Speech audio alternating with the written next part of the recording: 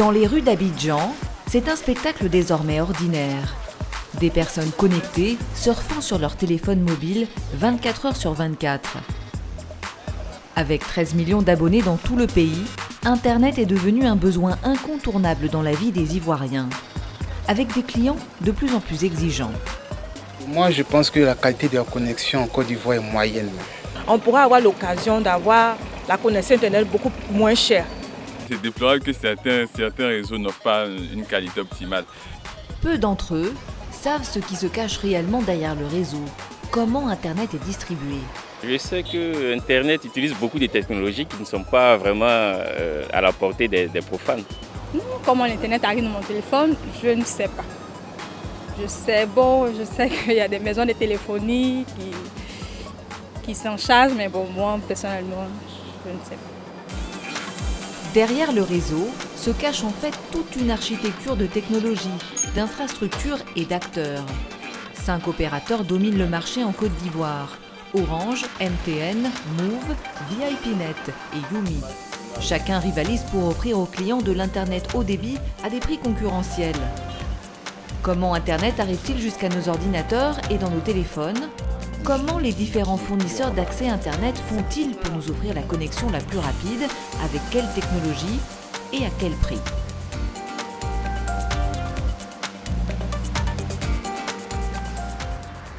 Dans le quartier de Marcory, à Abidjan, nous sommes dans l'un des centres techniques névralgiques de MTN, deuxième opérateur mobile en Côte d'Ivoire.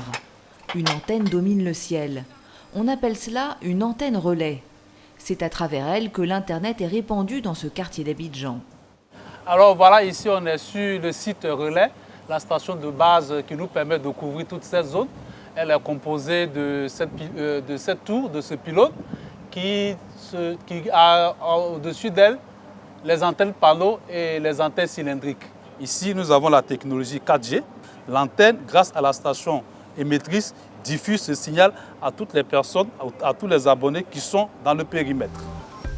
Des antennes comme celle-là, on en compte plusieurs centaines à Abidjan et près de 2000 sur tout le territoire. Ce sont elles qui permettent de téléphoner et de se connecter à Internet depuis son smartphone. Voici comment. Cette antenne relais est équipée des technologies 2G, 3G et 4G. Elle émet un signal vers le téléphone mobile. Elle est reliée à un concentrateur qui permet de connecter toutes ces antennes entre elles jusqu'à un central téléphonique et d'assurer une couverture localisée.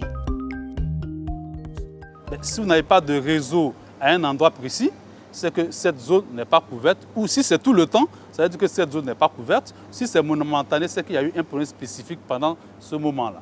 Le cœur du système se trouve dans ce gros boîtier situé juste à côté du pylône.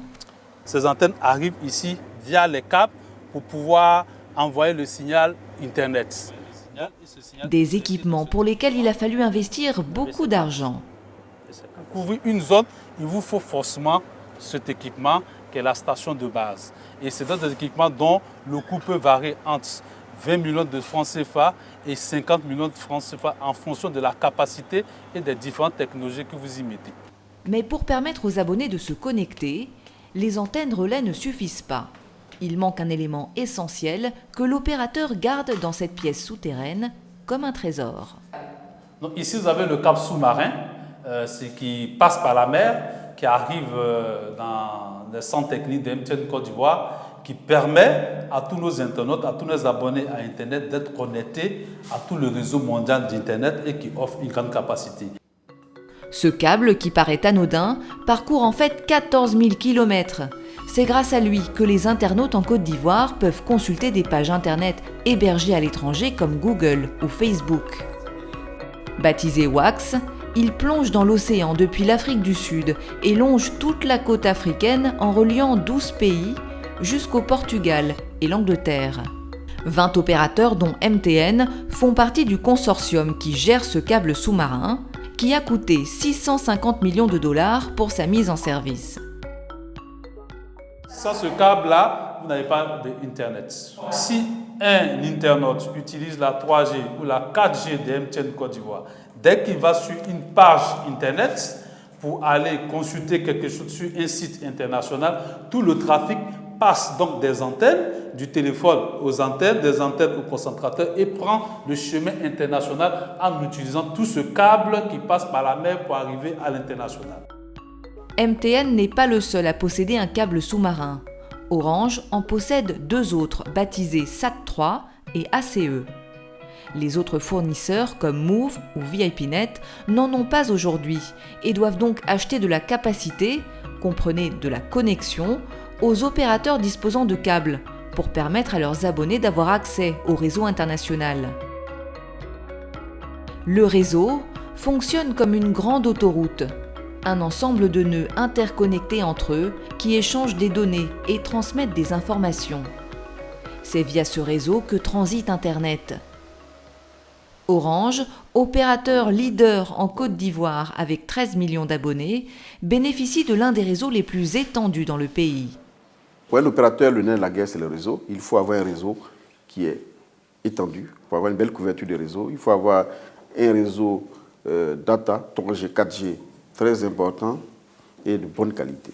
C'est vraiment le nerf de la guerre et ce sur quoi aujourd'hui tous les opérateurs se focus en termes d'investissement. Et cela nécessite des investissements très importants.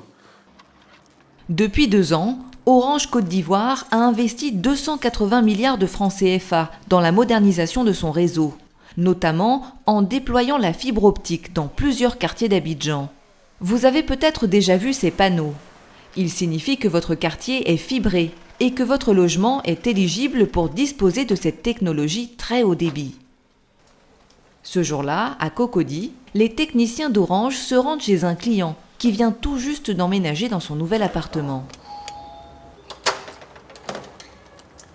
Bonjour, Monsieur Nader. Enchanté. Orange Côte d'Ivoire. Nous sommes. Vous allez bien? Vous avez demandé la fibre? C'est ça. Et Orange est là pour ça. Bienvenue. Merci beaucoup. Vous nous montrez? Allez. Ok. L'opération va durer quelques heures. Objectif pour les techniciens, installer chez ce client ce câble de fibre optique relié à un poteau électrique à l'extérieur du domicile. Vous décapez, vous retirez la gaine extérieure. Il reste que la gaine intérieure. La fibre se cache dans ce petit tube rouge.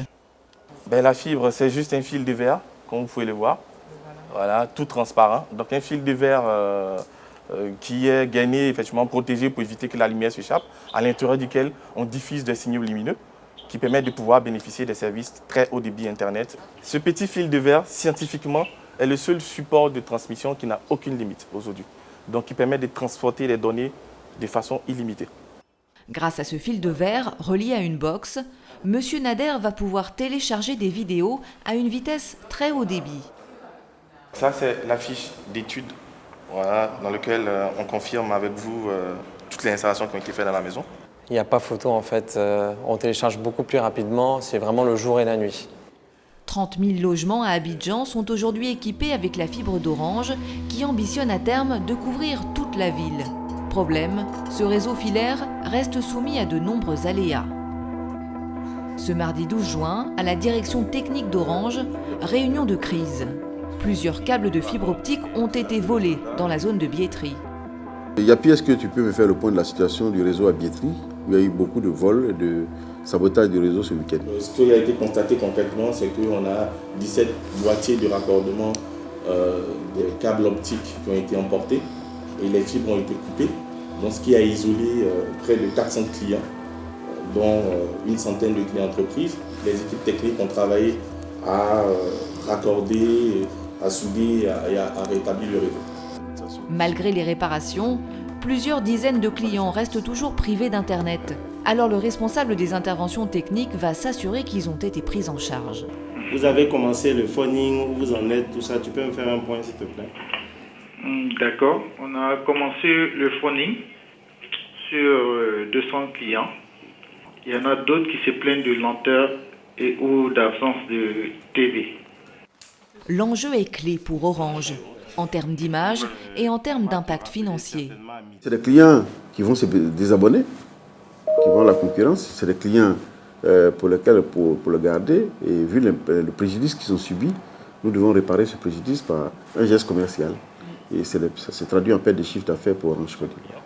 Ces actes de vandalisme sur son réseau sont quasi quotidiens et se chiffrent en dizaines de milliards de francs CFA de réparation par an pour l'opérateur. Quand le réseau Orange s'enraye, c'est tout le pays qui s'en trouve affecté. Orange est le premier opérateur en Côte d'Ivoire et quand Orange est impacté, est touché, l'impact est plus fort que les autres. Ça, il faut le noter. Nous sommes l'opérateur leader et c'est pour cela que quand Orange a des problèmes, ça a un impact sur tout le pays. Sécuriser son réseau, un enjeu clé pour tous les opérateurs. Bienvenue chez VIPnet, je vous emmène dans le cœur de notre réseau. Ahmed Chérif, patron de VIPnet, 4e opérateur du marché, en sait quelque chose. Ce fournisseur d'accès Internet ivoirien, créé il y a 20 ans, compte parmi ses clients quelques 200 entreprises et institutions, comme la Banque mondiale ou les Nations unies. Des clients importants pour qui le réseau doit rester opérationnel et protégé 24 heures sur 24. Dans la salle de supervision, il peut surveiller au quotidien ce qui se passe sur son réseau. Les lignes vertes et les lignes noires que vous voyez sont les liens d'interconnexion entre les différents équipements de notre réseau. Ici, c'est par exemple donc une connexion en fibre optique de 10 gigas, c'est-à-dire 1000 mégabits entre notre direction technique et notre site du plateau. VIPnet offre exclusivement de l'Internet fixe à ses abonnés. Pour se démarquer de ses concurrents, le challenger a misé notamment sur une technologie qu'il juge plus fiable, la transmission radio à très haut débit, dont l'une des forces est de ne pas nécessiter de câble. Installer une station de transmission radio représente pour l'opérateur un investissement de 20 millions de francs CFA. L'actualité aujourd'hui démontre très bien que la fibre optique subit pas mal d'actes de vandalisme et dans ce cas, l'alternative que nous savons offrir, c'est justement une connectivité où le client est directement connecté à nous sans que son réseau ne soit accessible à un tiers. VIPnet a convaincu de nombreux clients d'opter pour cette technologie qui offre un service équivalent à la fibre optique, mais à un coût beaucoup plus compétitif. Nous avons par exemple l'université de Grand Bassam qui est un client qui a souscrit pour une capacité d'à peu près 70 mégabits et qui était précédemment donc en technologie fibre optique et qui nous a fait confiance et qui a permis que nous lui offrons beaucoup plus de capacité dans la technologie radioélectrique. Donc je parle d'un rapport de 12 mégas à 70 mégas au même coût. Aujourd'hui, malgré toutes ces technologies, seuls 43% de la population en Côte d'Ivoire a accès à Internet, selon les derniers chiffres de l'autorité de régulation. Depuis Abidjan, il suffit de parcourir quelques dizaines de kilomètres pour se retrouver en zone blanche. Des zones rurales, bien souvent sans antenne 3G ou 4G, sans fibre optique, où l'accès à Internet est quasi inexistant. Nous voici dans le village de Grand Akoudzin, 15 000 habitants. Ce jour-là, cet homme au chapeau et sa délégation sont attendus avec impatience par les autorités du village. Bonjour, merci pour votre accueil. Mon partenaire, enchanté, merci beaucoup. Qui est le président de Afrique Télécom. Cet homme, c'est Geoffrey Woods, patron d'Intersat, un fournisseur d'accès basé en Côte d'Ivoire, spécialisé dans la technologie du satellite. Ce jour-là, il vient inaugurer à Grand Akoudzin une toute nouvelle antenne satellite. Là, vous avez la parabole qui va chercher le signal Internet sur le satellite. D'accord ? En l'occurrence, c'est un satellite Eutelsat, si je ne me trompe pas. Et ensuite, le signal arrive dans ce modem ou tam-tam, qui ensuite diffuse le signal sur ce qu'on appelle un répéteur Wi-Fi. Et l'ensemble de la zone est couverte en Wi-Fi et permet aux gens de se connecter à Internet. Une antenne vécue comme un petit miracle dans ce village où il n'y a aucune connexion Internet. Nous allons de l'avant.